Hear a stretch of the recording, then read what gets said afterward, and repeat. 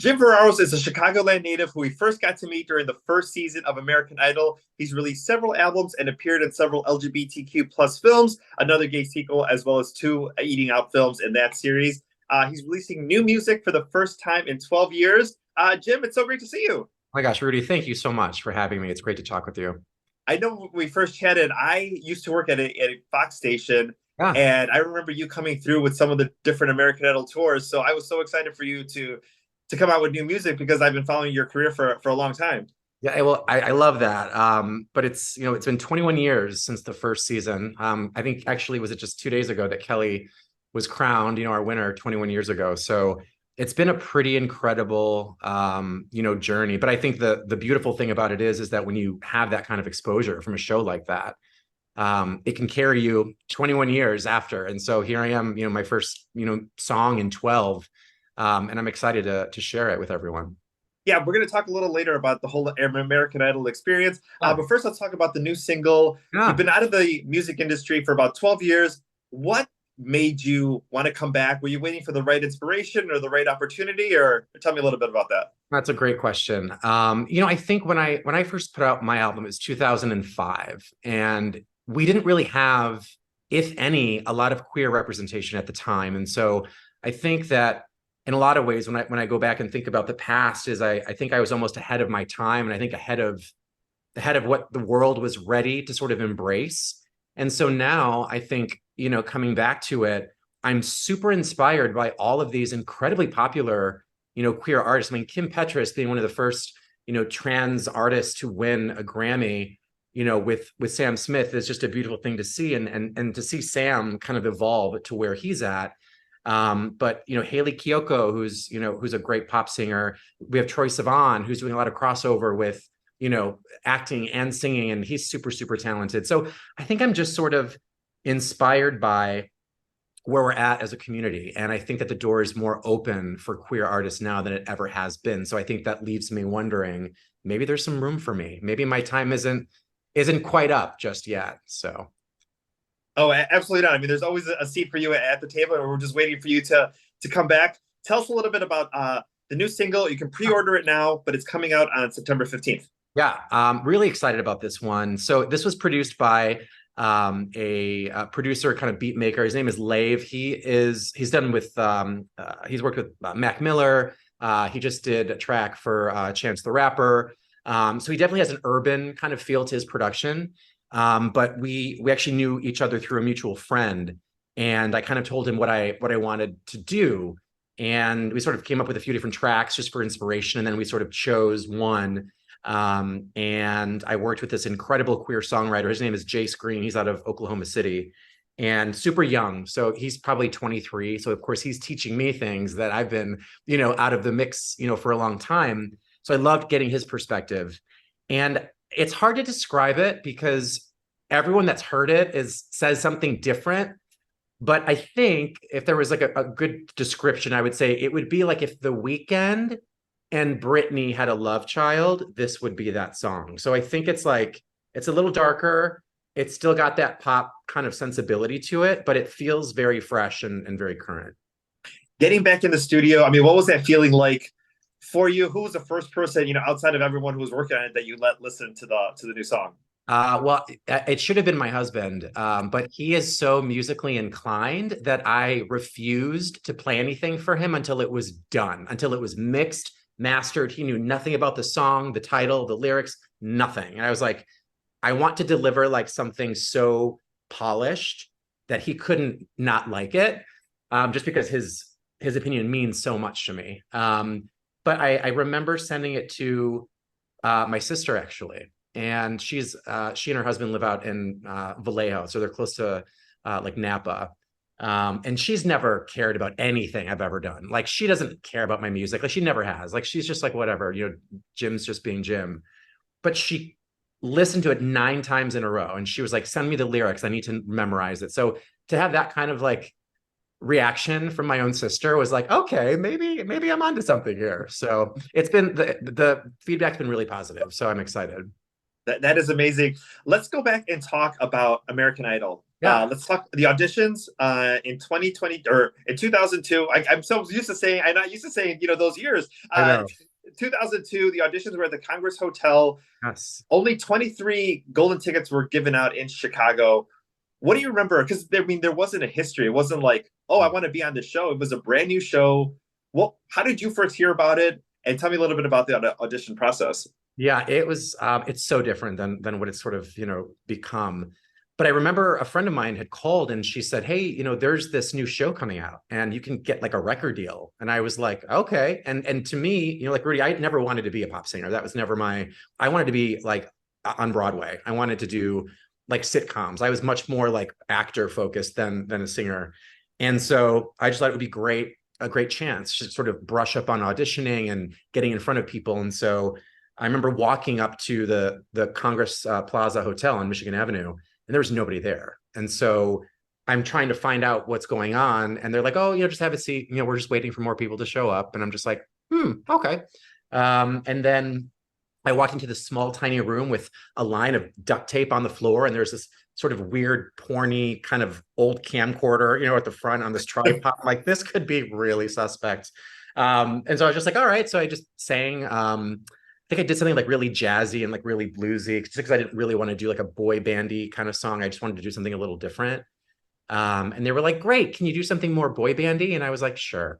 And then they sat me down outside in the lobby, and someone I think from production had said, "What's something about you that people wouldn't know, like just by looking at you?" And so I just shared, my story that my parents are both deaf and I was fluent in sign, and that was just my life. I just didn't really think anything of it, but they really honed in on that story, and obviously that came to be the eventual sympathy vote, I guess you could call it. But it was a really awesome learning experience for me because it's a crash course in the industry, and with reality, sometimes it's never real reality, but it's the relationships that you take away from an experience like that.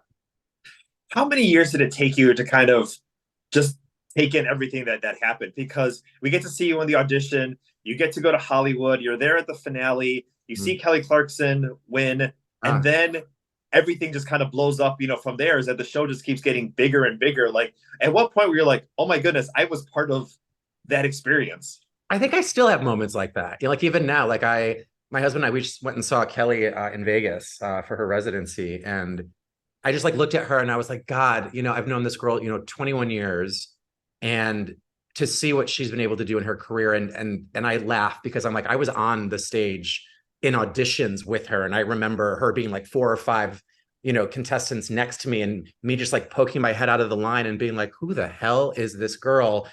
I was obsessed with her from that moment. I was like, I'm going to go home. Cause like, I don't like, you found her, we're good. You know what I mean? So I've loved her ever since, but I think I still have those moments where, you think about the first season and how historic that really was with pop culture. And, in a post sort of Star Search, kind of time, it was very ahead of its time. And the thing I love most about it is that it really truly was about the contestants. Like that first season, I think people really connected with us because it was truly about us. It wasn't about the drama of the judges or the celebrity level of the judges. It was really just these 10 kids or 30 kids, just trying to make it, and so that's what I look back and think that was a really beautiful thing to be a part of. Did you get a chance to go backstage and say a quick hello to Kelly during your trip to Vegas?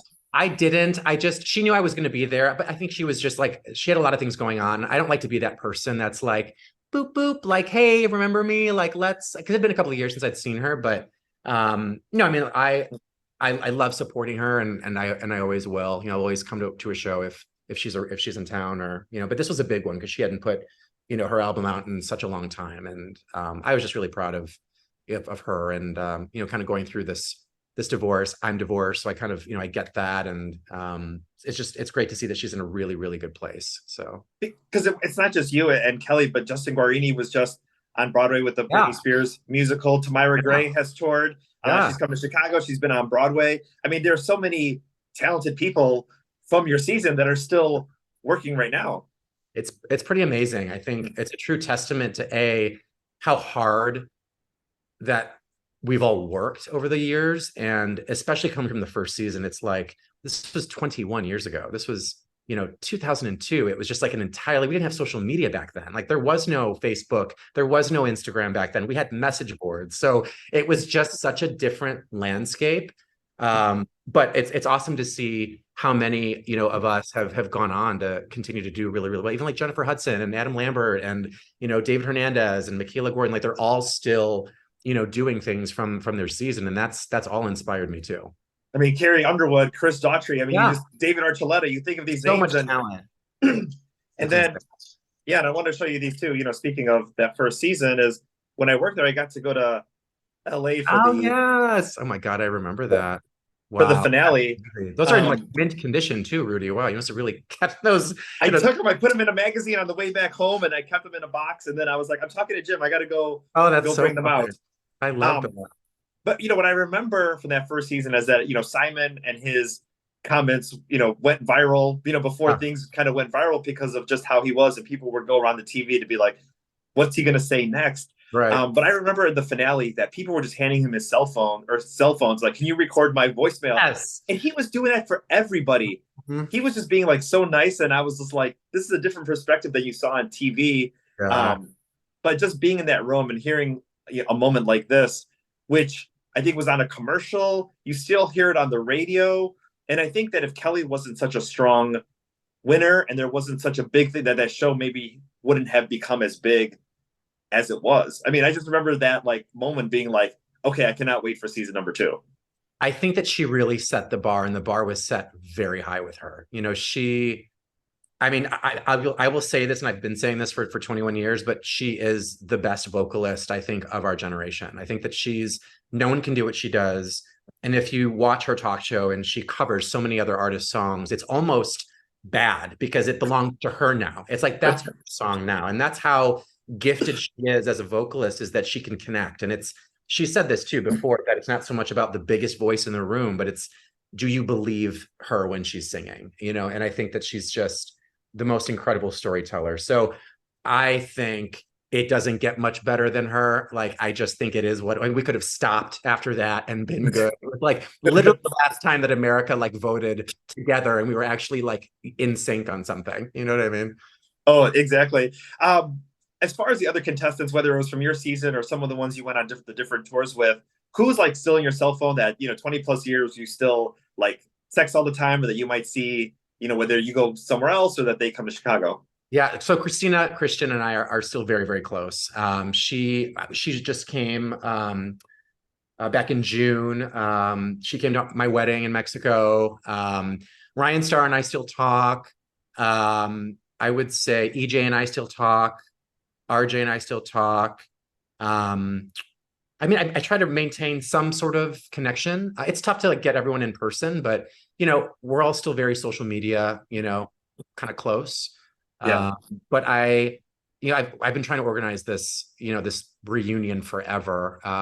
During COVID, I got 9 out of 10 of us together for a Zoom call, and it was really fun because we just drank and just laughed and just talked about the craziness, and that was really fun to do. But I've tried to maintain a good friendship with most, if not all.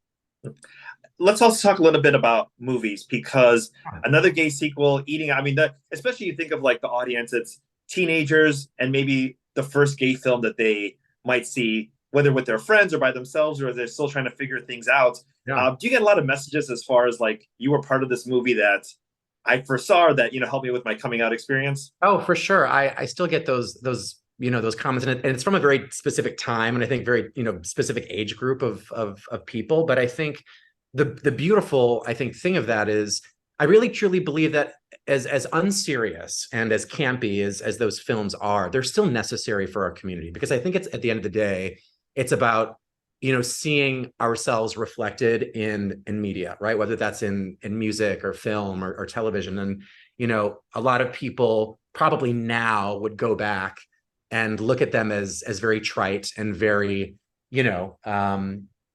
just sort of throwaway. But when you think about like heterosexual, films and movies, not all of them are Oscar worthy, right? They don't have to be. So I think there's room for, the lightheartedness of our community, because we know about the suffering, we know about the pain and the shame and the Catholic guilt. Like, we already know those stories, but I think it's important to show that you can also just be gay, or queer, and have a beautiful life. So I think it's important to have a balance. And it's great to see the films and the shows that have come, from that, shows like Glamorous with Kim Cattrall on Netflix, and, the power behind Fire Island, that was a really cute movie that was done. And, Queer as Folk kind of doing a relaunch, and Hacks, like so many of that cast is queer. And I just feel like at the time that's a part of that wave. And I think that's influenced and it's opened the door, for queer cinema and queer media. So yeah, I love hearing that, because, you forget that people really identified with those movies, and it made them sort of come to terms with, yeah, this is who I am, and that helped a lot. Now we got you back into music. Are there any Yeah. film roles, TV roles, anything that you're probably eyeing now that you're kind of starting to get back in it? You know what, Rudy? Here's the thing. When I embarked on this, and it was just a song, I was like, let's dabble. I'm gonna dip my toe in a little bit. Let's see what happens. But the problem with me is that I don't like to half-ass anything. So for me, it was like, okay, if we're gonna do this, we're gonna do a photo shoot. We're gonna do single. We're gonna do the remixes. Let's try to get it in the UK. So I like to do things the right way.